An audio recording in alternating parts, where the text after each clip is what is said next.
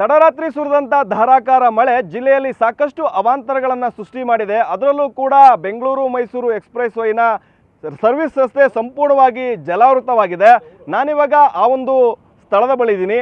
ನನ್ನ ಹಿಂಭಾಗದಲ್ಲಿ ಕೂಡ ನೋಡ್ಬೋದು, ಈ ಒಂದು ಸ್ಥಳ ಏನು ಕಾಣಿಸ್ತಾ ಇದೆ, ಬೆಂಗಳೂರು ದಕ್ಷಿಣ ಜಿಲ್ಲೆ ಚನ್ನಪಟ್ಟಣ ತಾಲೂಕಿನ ಕುಂತೂರು ದೊಡ್ಡಿ ಗ್ರಾಮದ ಬಳಿ ನಿರ್ಮಾಣವಾಗಿರುವಂಥದ್ದು. ಈ ಒಂದು ಸರ್ವಿಸ್ ರಸ್ತೆ ಇದೀಗ ಕೆರೆಯಂತೆ ಮಾರ್ಪಟ್ಟಿದೆ. ಬಹಳ ಪ್ರಮುಖವಾಗಿ ತಡರಾತ್ರಿ ಜಿಲ್ಲೆಯಾದ್ಯಂತಲೂ ಕೂಡ ಧಾರಾಕಾರವಾಗಿ ಮಳೆಯಾಯಿತು. ಮಳೆಯಾದಂಥ ಹಿನ್ನೆಲೆಯಲ್ಲಿ ಇದೀಗ ಬೆಂಗಳೂರು ಮೈಸೂರು ಎಕ್ಸ್‌ಪ್ರೆಸ್ ವೇನ ಸರ್ವಿಸ್ ರಸ್ತೆ ಸಂಪೂರ್ಣವಾಗಿ ಜಲಾವೃತ ಆಗಿದೆ. ನೀವು ಕೂಡ ದೃಶ್ಯದಲ್ಲಿ ನೋಡ್ತಾ ಇದ್ದೀರಾ, ಆ ಒಂದು ಸರ್ವಿಸ್ ರಸ್ತೆಯಲ್ಲಿ ಬೈಕ್ ಸವಾರ ಬರೋದಕ್ಕೂ ಕೂಡ ಸಾಧ್ಯವಾಗದೆ ಪರದಾಡ್ತಿದ್ದಾರೆ. ಪ್ರಮುಖವಾಗಿ ಬೆಂಗಳೂರು ಮೈಸೂರು ಎಕ್ಸ್‌ಪ್ರೆಸ್ ವೇಯಲ್ಲಿ ಬೈಕ್ಗಳ ಸಂಚಾರಕ್ಕೆ ಅವಕಾಶ ಇಲ್ಲ. ಹೀಗಾಗಿ ಅವರೆಲ್ಲರೂ ಕೂಡ ಸರ್ವಿಸ್ ರಸ್ತೆಯನ್ನೇ ಬಳಸಬೇಕು. ಪ್ರಮುಖವಾಗಿ ಈ ಒಂದು ರಸ್ತೆ ಬೆಂಗಳೂರಿಗೆ ಸಂಪರ್ಕ ಕಲ್ಪಿಸುವಂಥ ಸರ್ವಿಸ್ ರಸ್ತೆ.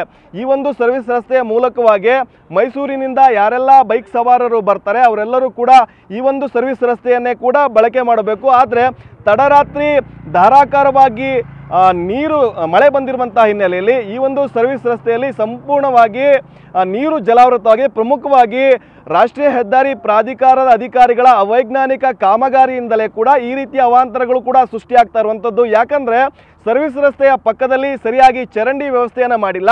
ಚರಂಡಿ ಮೂಲಕವಾಗಿ ಮಳೆ ಬಂದಂಥ ಸಂದರ್ಭದಲ್ಲಿ ನೀರು ಸರಾಗವಾಗಿ ಹರಿದೋಗೋಕ್ಕೂ ಕೂಡ ವ್ಯವಸ್ಥೆಯನ್ನು ಕಲ್ಪಿಸಿಲ್ಲ. ಹೀಗಾಗಿಯೇ ಈ ಮಳೆ ಬಂದಂಥ ಸಂದರ್ಭದಲ್ಲಿ ಸಂಪೂರ್ಣವಾಗಿ ನೀರೆಲ್ಲವೂ ಕೂಡ ಈ ಒಂದು ರಸ್ತೆಯಲ್ಲೇ ಕೂಡ ನಿಲ್ಲುತ್ತೆ. ನೋಡ್ತಾ ಇದ್ದೀರಾ, ವಾಹನ ಸವಾರ ಈ ಒಂದು ಮಾರ್ಗದಿಂದ ಬೆಂಗಳೂರು ಕಡೆ ಹೋಗೋದಕ್ಕೆ ಮುಂದಾದರೆ ಅಲ್ಲಿಯೇ ಕೂಡ ಸ್ಟ್ರಕ್ ಆಗಿ ವಾಪಸ್ ಬರ್ತಾ ಇದ್ದಾರೆ. ಅವ್ರನ್ನೂ ಕೂಡ ನಾನು ಮಾತಾಡಿಸ್ತೀನಿ.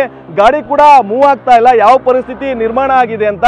ಸರ್ ಹೇಳಿ ಸರ್, ಏನಾಗಿದೆ, ಯಾವ ರೀತಿ ಸಮಸ್ಯೆ ಆಗಿದೆ ಅಂತ? ಸರ್, ಇಲ್ಲಿ ಪ್ರತಿ ಸಾರಿ ಮಳೆ ಬಂದಾಗ್ಲೂ ಇದೇ ಗೋಳು, ಗಾಡಿಗಳು ಬಂದು ಊದ್ಕೊತೈತೆ. ಈಗ ನೋಡಿ, ಅಲ್ಲ ಅರ್ಧ ಹೋಗ್ಬಿಟ್ಟು ವಾಪಸ್ ಬಂದ್ಬಿಟ್ಟೆ, ಗಾಡಿನೇ ಆಫ್ ಆಗ್ತದೆ, ಇಂಜಿನ್ ಒಳಗಡೆ ಎಲ್ಲ ನೀರು ಹೋಗುತ್ತೆ. ಇವ್ರು ಮಾಡಿರೋ ಅವೈಜ್ಞಾನಿಕ ಒಂದು ರಸ್ತೆಯಿಂದ ಸಾರ್ವಜನಿಕರಿಗೆ ತುಂಬ ತೊಂದರೆ ಆಗುತ್ತೆ.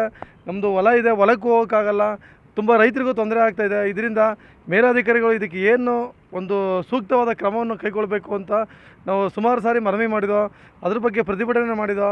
ಯಾವುದೇ ರೀತಿ ಯಾವ ಅಧಿಕಾರಿ ಆಗಲಿ ಯಾವ ಇವರೇ ಆಗಲಿ ಬಂದು ಬರೀ ತಾಮಸಿ ಮಾಡ್ತಾರೆ ಹೊರತು ಇದಕ್ಕೆ ಪರಿಹಾರವನ್ನು ಯಾರೂ ಕಂಡುಹಿಡಿಯಲಿಲ್ಲ. ಅದಕ್ಕೆ ದಯವಿಟ್ಟು ಈ ಮಾಧ್ಯಮದ ಮುಖಾಂತರನಾದರೂ ಒಂದು ಪರಿಹಾರವನ್ನು ಇದು ಮಾಡಿಸಿ ಜನಗಳಿಗೆ ಉಪಯೋಗ ಥರ ಮಾಡಬೇಕು ಸರ್.